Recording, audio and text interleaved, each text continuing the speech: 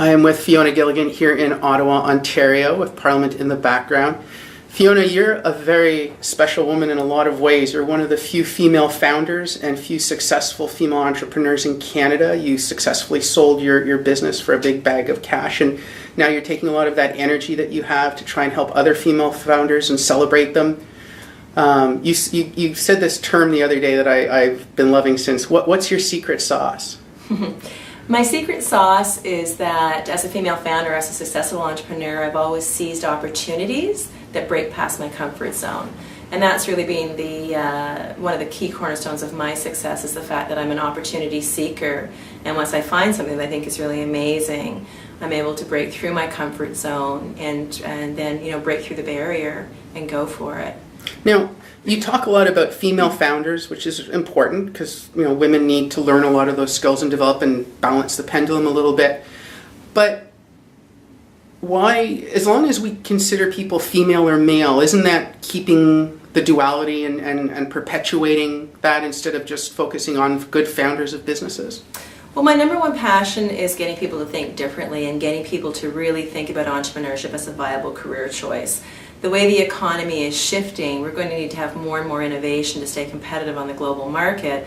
But also, people are really going to have to become, what I always say, the architect of their own life, which is they're going to have to create their own incomes and learn how to save and budget and really, sort of be their own little ecosystem. Because public jobs and employment, it's a fairly unstable market, and things are changing. The world is changing. So self-employment is something that I'm really encouraging a lot of people to look at. However, if you look at the stats on women and entrepreneurship, it's not great. So Female Founders for me is the network that I've created that we're hoping to bring throughout Canada, which is by role modeling successful self-made women who then become mentors and sponsors. We're showing Canadians this is what, as women entrepreneurs, we've achieved and what we're going to continue to achieve. It's not going to be directed specifically at women, but as women, we hope to create more role models so little girls can look at us and say, wow, I can be, a doctor, here's a female doctor, here's a lawyer, female lawyer, but wow, I can be an entrepreneur. Because if you look at the stats of women in entrepreneurship, it's still very, very low. Now, when you talk about entrepreneurship, there's people that will say open up a bakery or a little mom and pop shop, or they have a dream of having a pet shop or something. You're talking way up the food chain when it comes to being an entrepreneur. Like, for instance, you as an angel investor and as a venture capitalist, you're looking at what budget points? There are different types of entrepreneurship. There are lifestyle entrepreneurs, so someone who's doing a business where they're only employing themselves and maybe one or two people. That's more of a lifestyle entrepreneur.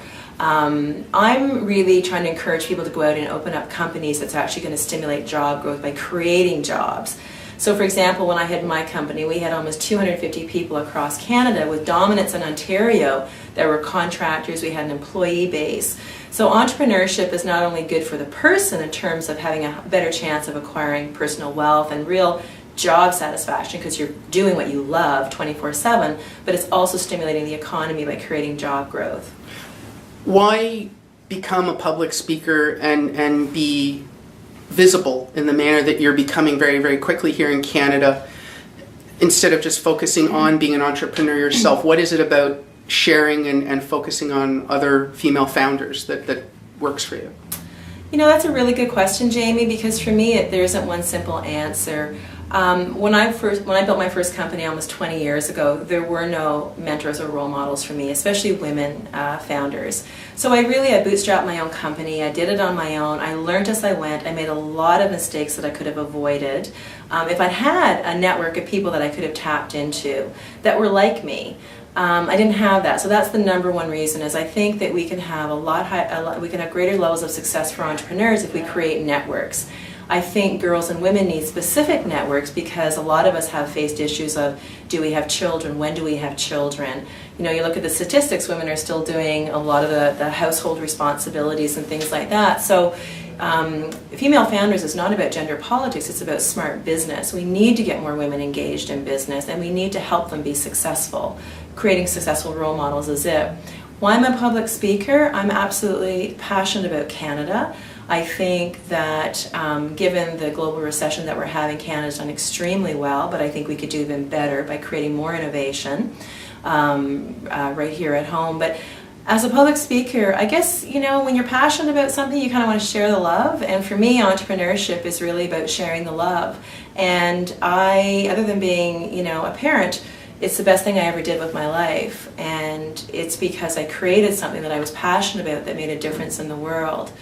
Another reason why I'm a public speaker is I think it's a lot of fun. I love having people come up to me, say, you're my inspiration, if you can do it, I can do it. Getting emails from people after I speak saying, wow, I'm going to leave the job I've been in for 10 years because I'm so bored, and I'm going to take the plunge into entrepreneurship. And I guess, the final reason for me is that I sort of feel it's a bit of a civic responsibility that I have, that I've done so well, that I now give back. We need to have more common entrepreneurs coming forward. I think celebrity entrepreneurs have definitely opened up the field and made entrepreneurship sexy and great, mm-hmm. but not all entrepreneurs are going to become multi-millionaires or billionaires. The majority of entrepreneurs are going to become independently wealthy, hopefully, but not big dollar wealthy. They may end up, having a net worth of $1 million or slightly less, or they may be in the $1 million to $20 million range. But we need to create more role models as entrepreneurs that are reachable for the average entrepreneur. Mm-hmm. And that's what I feel I am. I've done extremely well by working my tail off, but I'm also not out of the leagues of people in terms of being a mentor and a role model.